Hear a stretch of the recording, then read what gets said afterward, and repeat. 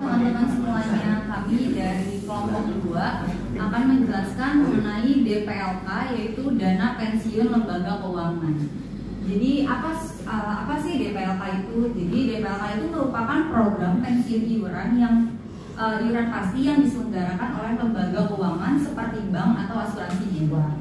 Kemudian DPLK ini bisa untuk perorangan, pekerja mandiri, juga karyawan di perusahaan.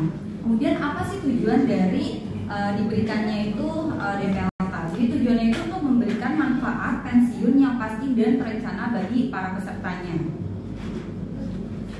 Kemudian untuk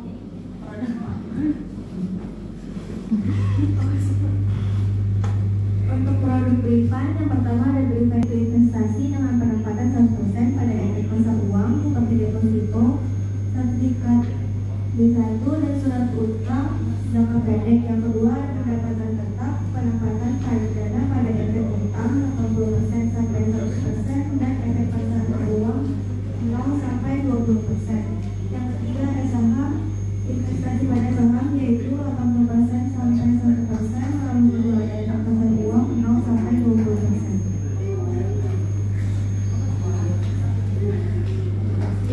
Nah, jadi untuk produk Briva ini ada yang namanya program pensiun BRI. Jadi ada 3 macam. Yang pertama itu adalah program pensiun iuran pasti, di mana cadangan dana pensiun untuk individu atau perusahaan.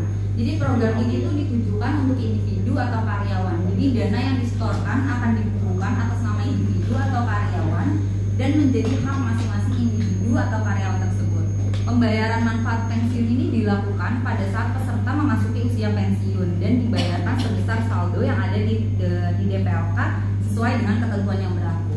Kemudian yang kedua itu adalah dana kompensasi pasca kerja, di mana pendanaan pencadangan dana pensiun atau dana pasca kerja untuk individu atau perusahaan khususnya bagi karyawan yang aktif. Jadi kemudian yang ketiga adalah dana santunan kesehatan. Jadi dana cadangan untuk kesehatan perusahaan yang dapat digunakan sebagai reimbursement atau pembayaran premi asuransi untuk karyawan aktif atau pasif. Jadi kalau misalkan yang dana kompensasi pasca kerja ini untuk yang karyawan aktif, kalau misalkan dana santunan kesehatan itu untuk bisa yang aktif atau enggak yang pasif. Kemudian dilanjut oleh selanjutnya yang pasti ada syarat pendaftarannya. Untuk peserta individunya itu sendiri harus memiliki KTP atau kitab. Terus yang kedua memiliki penghasilan dan dapat melakukan iuran minimal 100.000 per bulannya dia. Mengisi formulir pendaftaran, melampirkan fotokopi identitas seperti KTP atau kitab.